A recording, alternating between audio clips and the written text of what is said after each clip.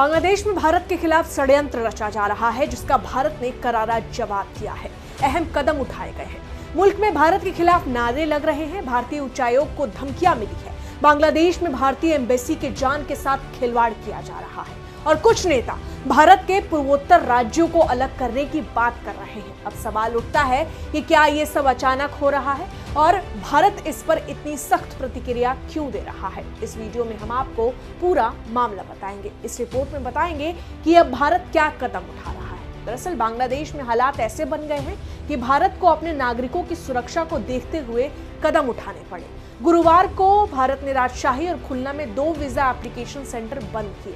IVSC के website पर जारी नोटिफिकेशन में बताया गया कि मौजूदा सुरक्षा स्थिति को देखते हुए आज राजशाही और खुलना सेंटर बंद रहेंगे। जिन आवेदकों की आज अपॉइंटमेंट थी, उन्हें बाद में नया स्लॉट दिया जाएगा। ये कदम सुरक्षा के मद्देनजर लिया गया।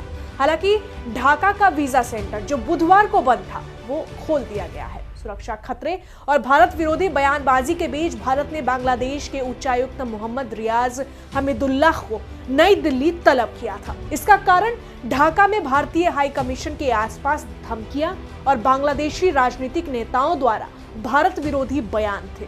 बांग्लादेश की नेशनल सिटीजन पार्टी के नेता हसनत अब्दुल्ला ने तो खुलकर कहा। उन्होंने कहा कि भारत के उत्तर पूर्वी राज्य जो 7 बहनें कहलाती हैं, उसे अलग कर देंगे। अब आप कहेंगे इसने भड़काऊ बयान किया था और ये 7 सिस्टर्स क्या है। दरअसल जिस पर अभी भारत सख्त है वो भारत के उत्तर पूर्वी राज्य हैं, जिनमें मुख्य रूप से 8 राज्य माने जाते हैं। असम, अरुणाचल प्रदेश, नागालैंड, मणिपुर, मिजोरम, त्रिपुरा, मेघालय और भारत के इसी हिस्से को तोड़ने जैसी घटिया बयानबाजी बांग्लादेश के नेता ने किया। भारत और बांग्लादेश में जिस तरह से तनाव बढ़े हैं, ये बेहद गंभीर है। केंद्रीय नेतृत्व इस बात को समझ रहा है और यही वजह है कि विदेश मंत्रालय बांग्लादेशी राजदूत को तलब कर चुकी है और विरोध दर्ज कराया। सबसे पहले पृष्ठभूमि को समझिए। अगस्त 2024 में बांग्लादेश के प्रधानमंत्री शेख हसीना सत्ता से हटाई गई। उनकी सरकार भारत के साथ सहयोग के लिए जानी जाती थी। उनके जाने के बाद मोहम्मद यूनुस के नेतृत्व में एक अंतरिम सरकार बनी, लेकिन इसी दौर में कट्टरपंथी संगठनों और भारत विरोधी राजनीति को खुला स्पेस मिलता दिखा। याद दिला दें कि बांग्लादेश में मोहम्मद यूनुस की सरकार बनते ही वहां अल्पसंख्यकों और खास तौर पर हिंदुओं को निशाना बनाया गया, जबकि हिंदू देवी देवताओं की मूर्तियां तोड़ी गई और मंदिरों को तोड़ा गया, जिस पर काफी ज्यादा बवाल भी हुआ और भारत ने सख्त रुख अपनाया था, जिसके बाद मोहम्मद यूनुस को सफाई देनी पड़ी थी कि हम अपने देशवासियों की सुरक्षा कर सकते हैं और तमाम तरीके के कदम उठाए गए थे। बहरहाल अब सवाल है कि बांग्लादेश की तरफ से भारत विरोधी गतिविधियां या नारे या जो षड्यंत्र है वो क्यों रचे जा रहे हैं। आखिर भारत ही क्यों? क्योंकि बांग्लादेश की राजनीति में भारत को दोष देना सबसे आसान तरीका रहा है।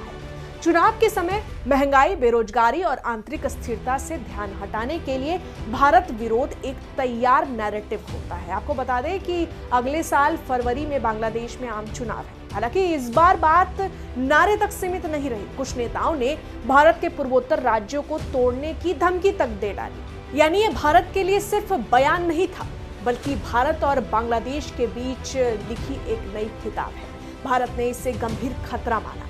अब समझिए कि भारत के पूर्वोत्तर राज्य भौगोलिक रूप से काफी संवेदनशील रहे। बांग्लादेश की राजनीति में एक पुरानी परछाई फिर लौटती दिखी, कट्टरपंथ। वही ताकतें जो 1990 और 2000 के दशक में हरकत उल जिहाद अल इस्लामी और जमात उल मुजाहिदीन बांग्लादेश जैसे संगठनों के जरिए भारत विरोधी आतंक का अड्डा बन चुकी थी। इसलिए अब आज फिर वही भाषा सुनाई देती है जिसे भारत ने उजाड़ फेंका। तो भारत इसे हल्के में कैसे लेता? नया भारत इतिहास भूलने वाला भारत नहीं है। भारत की सख्ती सिर्फ गुस्सा नहीं है, ये रणनीति है और इसीलिए बांग्लादेश को भारत ने करारा जवाब दिया। जान ले कि फिलहाल बांग्लादेश में सुरक्षा स्थिति बिगड़ने के बाद भारत ने जमुना फ्यूचर पार्क में स्थित अपने इंडियन वीजा एप्लीकेशन सेंटर को अस्थायी रूप से बंद कर दिया और ये बांग्लादेश में सबसे बड़ा वीजा प्रोसेसिंग हब है। ये सेंटर बांग्लादेश की राजधानी से आने वाले ज्यादातर भारतीय वीजा आवेदनों को हैंडल करता है। ये सेंटर बांग्लादेश की राजधानी में बड़ी भूमिका निभाता है, जिससे बांग्लादेश पर अब हेल्थ केयर संकट फैलने जा रहा है। बांग्लादेशी छात्रों पर असर पड़ेगा, व्यापार प्रभावित होंगे। इस बंद का एक असर उन बांग्लादेशी नागरिकों पर भी पड़ेगा जो तीसरे देशों के वीजा के लिए भारतीय शहरों पर निर्भर है। यानी बीते दिनों बांग्लादेश में भारत के खिलाफ जो कुछ हुआ और आज भी जो हुआ उसने यूनिस की मुसीबत बढ़ा दी है। यहाँ ढाका और राजशाही में भारतीय उच्चायोग और असिस्टेंट हाई कमीशन की ओर जो मार्च निकाले गए, भारत विरोधी नारे लगे और नेशनल सिटीजन पार्टी के एक नेता द्वारा भारत के पूर्वोत्तर राज्यों को तोड़ने की जो बात थी, उसने अब कहीं न कहीं मोहम्मद यूनुस को चुनौती दी है। बांग्लादेशी नेता के इस बयान पर असम के मुख्यमंत्री हेमंत बिस्वा शर्मा ने तुरंत जवाब देते हुए इसे गैर जिम्मेदाराना और खतरनाक बताया। उन्होंने कहा कि भारत बहुत बड़ा देश है, एक न्यूक्लियर देश है और दुनिया में चौथी बड़ी अर्थव्यवस्था है। बांग्लादेश ऐसा सोच भी कैसे सकता है। बहरहाल इन सब में बांग्लादेश के नेता और खुद यूनुस साहब शायद ये भूल गए कि प्रधानमंत्री नरेंद्र मोदी भारत की संप्रभुता और क्षेत्रीय अखंडता से खिलवाड़ बर्दाश्त नहीं कर सकते। इसलिए 17 दिसंबर को बांग्लादेश के उच्चायुक्त एम रियाज अमीदुल्लाह को विदेश मंत्रालय बुलाया गया था।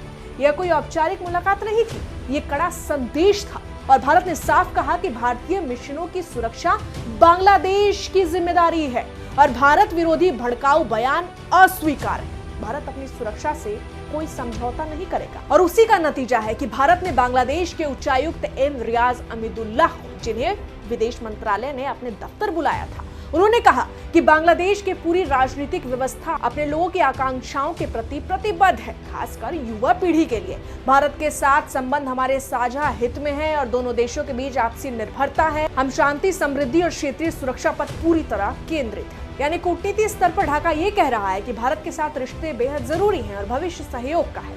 लेकिन बांग्लादेश में जो हालात है और जो कुछ भारतीय उच्चायोग के साथ हुआ है और इसके बाद भारत ने जो कदम उठाए हैं, वो कुछ और ही तस्वीर बयान करती है। लेकिन बांग्लादेश में अंतरिम सरकार के मुखिया मोहम्मद यूनुस के षड्यंत्र की भी बात करते हैं, जहां कट्टरपंथियों की पूरी मंशा भी साफ हो गई है। यानी बांग्लादेश का पाकिस्तान है, क्योंकि अतीत में भारत विरोधी नेटवर्क ISI के इशारों पर इसी क्षेत्र में काम कर चुके हैं। भारत की रेड लाइन बिल्कुल साफ है। दरअसल पाकिस्तान और बांग्लादेश के बीच रिश्ते तेजी से सुधर रहे हैं और जब पाकिस्तान सक्रिय होता है तो भारत सावधान हो जाता है, क्योंकि जहां बांग्लादेश के एक नेता ने उत्तर पूर्वी राज्यों का नाम लिया, तो हम आपको फिर से बता देते हैं कि ये वही उत्तर पूर्वी राज्य हैं जहां भारत विरोधी नेटवर्क जो पाकिस्तान से आता है ISI, उसके इशारों पर इस क्षेत्र में काम हो चुका है, जिसे भारत ने पूरी तरीके से खत्म कर दिया है। लेकिन अब भारत की रेड लाइन बिल्कुल साफ है कि भारत बांग्लादेश में शांति और स्थिरता तो चाहता है। भारत स्वतंत्र और निष्पक्ष चुनावों का भी समर्थन करता है और भारत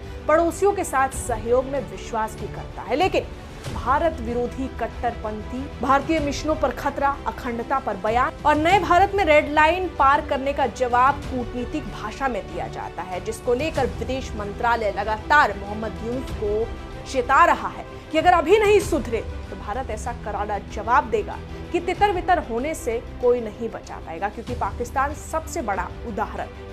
बहरहाल इस पूरी खबर में इतना है, लेकिन आप इस पर क्या कहेंगे, आपकी क्या राय है, कमेंट में जरूर लिखें। मैं आपके साथ रंजना उपाध्याय, आप देख रहे हैं HC न्यूज़। धन्यवाद।